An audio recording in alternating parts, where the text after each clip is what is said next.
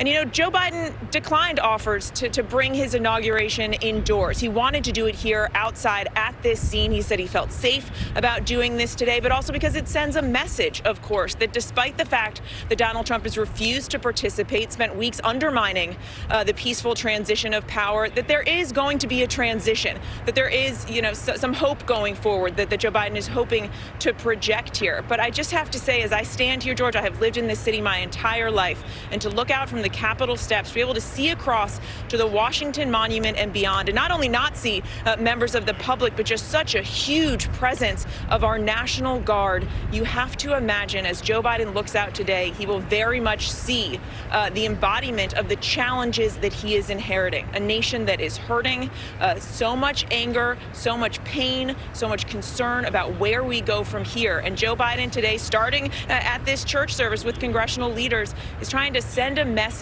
that unity is possible. Facing overwhelming, overlapping challenges. President Trump talked about the 74 million people. He said 75 million people that voted for him. Did not mention the 80 million people plus who voted for Joe Biden at that time. Also did not repeat the falsehoods about the election, the big lie about the election. But Mary Alice Parks, no words there from the president for those who did not vote for him. No, and his decision not to attend the inauguration should be remembered that way, as not just a disrespect to the Bidens, but a disrespect to more than half of the voters, those 81 million voters who chose Joe Biden instead. And I guess that's not surprising, though. So much of President Trump's politics was about making Democrats seem like the other, otherizing all kinds of Americans. Often he would talk on the campaign trail about voters who are people of color as somehow less American, progressives as somehow less American. He delivered a politics of division, and in these last moments, he is once again saying he is not interested in talking to that other half of America.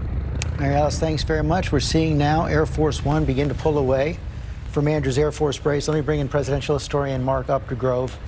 Reflect on where President Trump fits in the pantheon of American presidents. Set so many records. Of course, the top one now will be the only American president to be impeached a second time, face a second impeachment trial.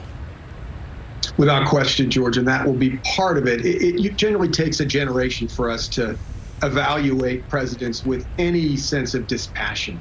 But I think in this case, I go back to President Trump's speech 4 years ago today, and he talked about America first. That was going to be his policy. And he also said memorably, this American carnage will stop here and will stop now.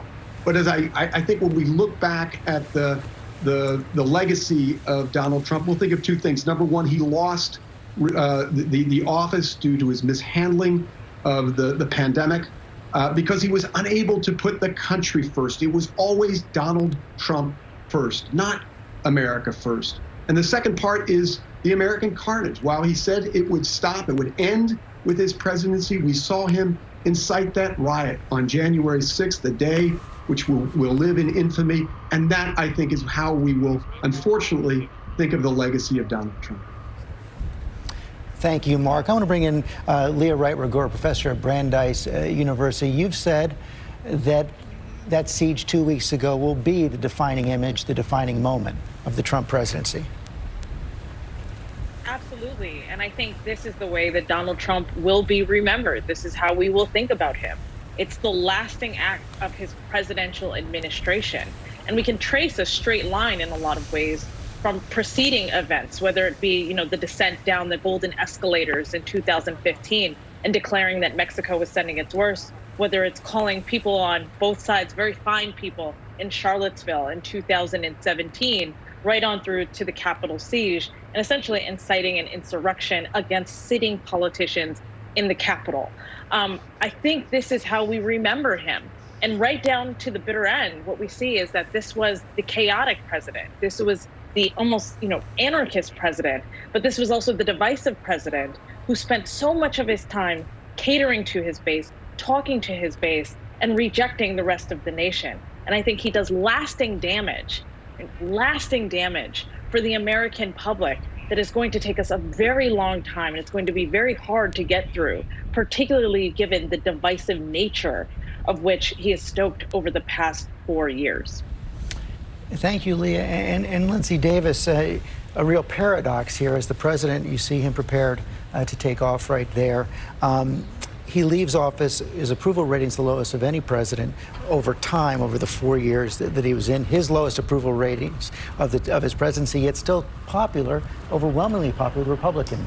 And you know what's interesting, when he introduced Melania, he said so popular with the people. And of course, a recent poll also found that she has the worst popularity rating for a first lady in polling history.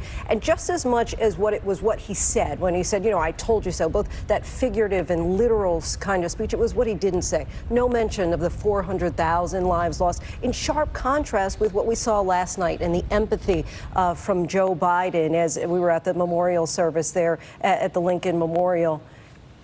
And we now see Air Force One taking off. We're going to take a quick break. Our coverage will continue here. Our special coverage is continuing here on ABC News of the Joe Biden inauguration as we watch President Trump leaving Washington as president for the last time on Air Force One, flying to Florida.